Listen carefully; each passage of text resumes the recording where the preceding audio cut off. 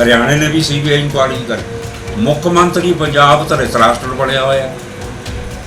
ये बिल्कुल नहीं, ये तो क्लीन चिट दिंदा है स्कैम नूं। इंडियन कल्चर हो रहा है, फॉरन तो इंडियन के कल्चर से बड़ा फर्क है। इत्थे तो ये कैद है जिहदी लाठी उहदी भैंस। मैनूं तां लगदा दोए ये शेड्यूल कास्टां नूं गेद बनाया होया इन्हां ने। वो किक मारदा दिल्ली वाले किक मार के पंजाब वाल नूं कर दिंदे ने, पंजाब वाले किक मार के दिल्ली वाले नूं। इसलिए इन्हां दी हमदर्दी नहीं है और उसका सबक 12-22 च सिखाउणगे लोग। चंगा हुंदा ये किसान यूनियन नाल बैठ के पहला इहदी कोई विचार गोष्ठी करदे, उन्हां दी राय लैंदे, राय लैके कानून बनाउंदे, फिर शायद ये गल्लां ना वापरदियां। और कानून बनाउण वाले वो लोग ने जिन्हां नूं खेती दा पता नहीं, चाहे किसी भी कास्ट दे ने, गरीब ने, उन्हां दा तुसीं उन्हां दी जिंदगी को बर्बाद करदे हो। पैसा रिलीज़ करो। साढ़े प्रैशर नाल उन्होंने 400 करोड़ रुपया रिलीज़ किया और जो पंजाब च भी 39 करोड़ रुपए का घपला हो गया, जिहदी एडिशनल चीफ सैकटरी ने इंक्वायरी की और साढ़े मुख्यमंत्री साहब क्लीन चिट दिंदे ने। जे तुहानूं इन्हां गरीबां नाल हमदर्दी है, तुसीं घर घर नौकरी की गल करते हो, पहला विद्या दा दे दो, विद्या दा तुसीं खो रहे हो। सीनियर कांग्रेसी नेता शमशेर सिंह दुल्लो ने केंद्र सरकार के साथ ही पंजाब की कैप्टन सरकार पर भी निशाने साधे हैं। उन्होंने पंजाब सरकार पर बड़े सवाल खड़े किए हैं। दुल्लो का कहना है कि गलत बात के खिलाफ आवाज उठाना बगावत नहीं होती।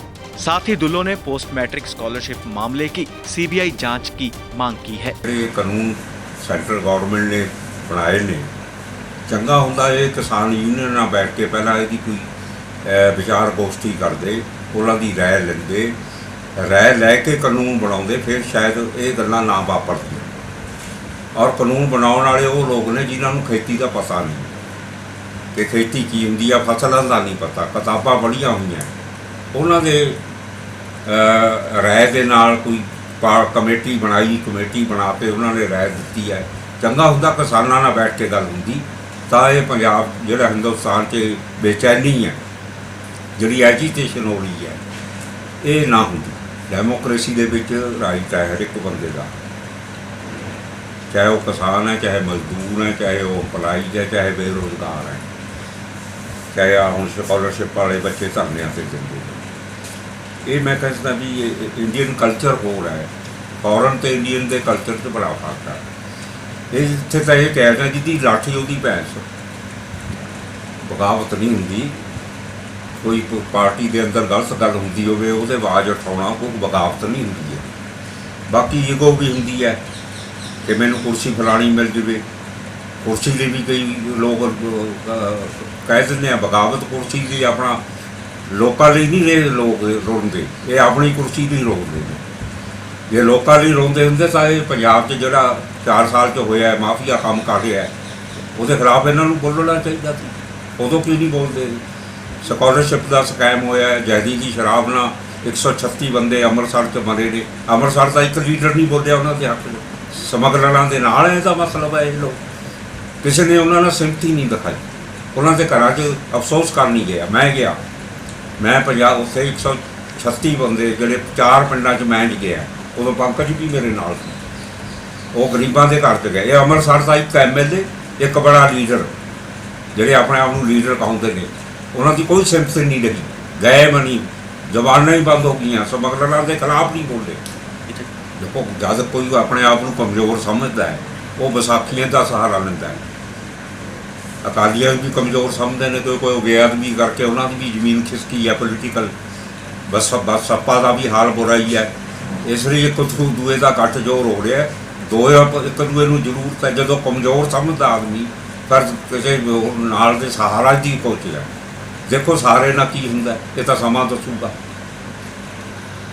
17 दे विच जदों कैप्टन अमरिंदर सिंह ने दमदमा साहब दे विच गुटका साहब चक के सौं खाधी थी, उत्थे गल पहली की थी बेअदबी की, दूसरी गल की थी उन्हें माफिया, सैंड रेत माफिया, रेत mafia, mine mafia, liquor mafia, तीसरी गल की थी कि मैं CBI की इंक्वायरी कराऊंगा स्कॉलरशिप स्कैम की। यह बहुत मैनीफेस्टो की गल्लां सीगियां। वो ਉਹਦੇ ਬਾਰੇ 17 'ਚ ਜਦੋਂ ਮੀਟਿੰਗਾਂ ਹੋਈਆਂ MLA MP ਦੀ, ਉਦੋਂ ਵੀ ਮੈਂ ਇਹ ਸਵਾਲ ਰੇਜ਼ ਕੀਤੇ ਕਿ ਮੈਨੀਫੈਸਟੋ ਔਰ ਜਿਹੜੀ ਤੁਸੀਂ ਸਹੁੰ ਖਾਧੀ ਆ ਮਾਫੀਆ ਦੇ ਖਿਲਾਫ ਐਕਸ਼ਨ, ਬੇਅਦਬੀ, ਸਕਾਲਰਸ਼ਿਪ ਦੀ CBI ਇਨਕੁਆਰੀ, ਉਹ ਤਾੜਮ ਟੋਲ ਕਰਦੇ ਰਹੇ ਨੇ ਮੀਟਿੰਗਾਂ ਦੇ ਵਿੱਚ। ਮੁੱਖ ਮੰਤਰੀ ਸਾਹਿਬ ਕੋਈ ਉਹਨਾਂ ਨੇ ਇੰਟਰਸਟ ਨਹੀਂ ਲਿਆ ਇਸ ਪਾਸੇ, ਔਰ ਲੱਗਦਾ ਸੀ ਵੀ ਮਾਫੀਆ ਦੇ ਨਾਲ ਕੋਈ ਉਹਨਾਂ ਮਾਫੀਆ ਦਾ ਪ੍ਰੈਸ਼ਰ ਹੈ ਜਾਂ ਉਹਨਾਂ ਨੂੰ ਬਚਾਉਣਾ ਚਾਹੁੰਦੇ ਨੇ। ਇਸ ਤਰ੍ਹਾਂ ਦੀਆਂ ਗੱਲਾਂ ਹੋਈਆਂ ਨੇ।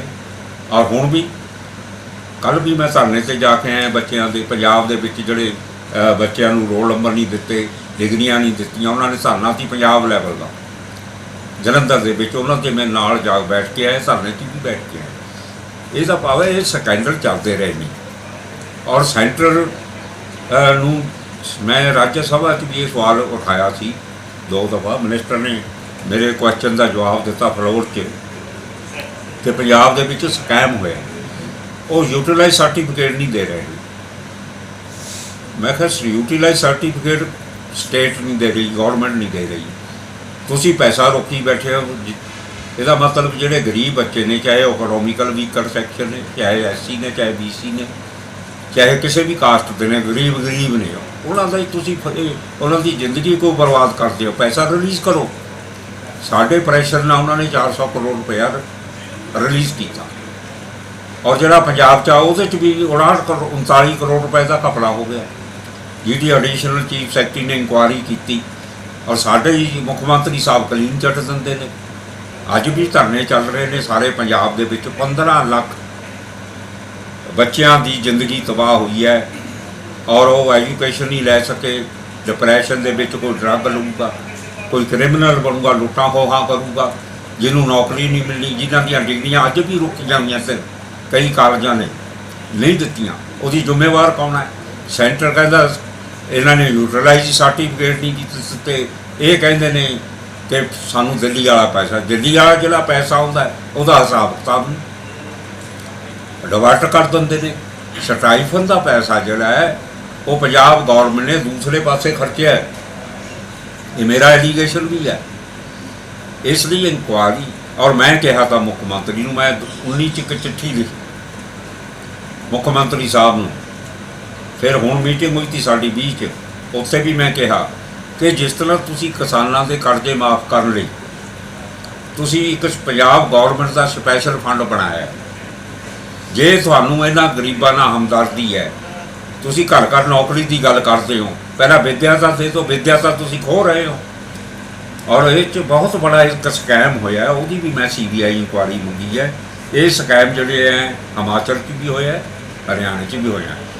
ਹਿਮਾਚਲ ਨੇ ਵੀ CBI ਇਨਕੁਆਰੀ ਕਰਕੇ ਬੰਦੇ ਫੜ ਲਏ ਜਿਹੜੇ ਗਿਲਟੀ ਅਫਸਰ ਤੇ, ਹਰਿਆਣੇ ਨੇ ਵੀ CBI ਇਨਕੁਆਰੀ ਕਰ। ਮੁੱਖ ਮੰਤਰੀ ਪੰਜਾਬ ਧਰਿਤਰਾਸ਼ਟਰ ਬਣਿਆ ਹੋਇਆ, ਇਹ ਬਿਲਕੁਲ ਨਹੀਂ, ਇਹ ਤਾਂ ਕਲੀਨ ਚਿੱਟ ਦਿੰਦਾ ਸਕੈਮ ਨੂੰ।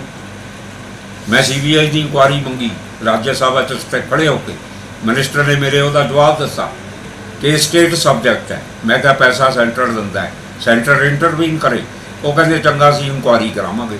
2 ਸਾਲ ਹੋ ਗਏ ਸੈਂਟਰ ਨੇ ਵੀ। ਮੈਨੂੰ ਤਾਂ ਲੱਗਦਾ ਦੋਏ ਇਹ ਸ਼ਡਿਊਲ ਕਾਸਟਾਂ ਨੂੰ ਗੇਂਦ ਬਣਾਇਆ ਹੋਇਆ ਇਹਨਾਂ ਨੇ। ਉਹ ਕਿੱਕ ਮਾਰਦਾ ਦਿੱਲੀ ਵਾਲੇ, ਕਿੱਕ ਮਾਰ ਕੇ ਪੰਜਾਬ ਵੱਲ ਨੂੰ ਕਰ ਦਿੰਦੇ ਨੇ, ਪੰਜਾਬ ਵਾਲੇ ਕਿੱਕ ਮਾਰ ਕੇ ਦਿੱਲੀ ਵਾਲੇ ਨੂੰ। ਇਸ ਲਈ ਇਹਨਾਂ ਦੀ ਹਮਦਰਦੀ ਨਹੀਂ ਹੈ, ਔਰ ਉਹਦਾ ਸਬਕ 12-22 'ਚ ਸਿਖਾਉਣਗੇ ਲੋਕ, ਇਹ मैं जरूर कहना। बता दें कि पंजाब सरकार के खिलाफ उसके अपने मंत्री व विधायक ही मोर्चा खोलते हुए दिखाई दे रहे हैं। वहीं कांग्रेस हाईकमान पंजाब कांग्रेस में चल रहे विवाद को सुलझाने की कोशिश कर रही है। Bureau report D5 channel Hindi.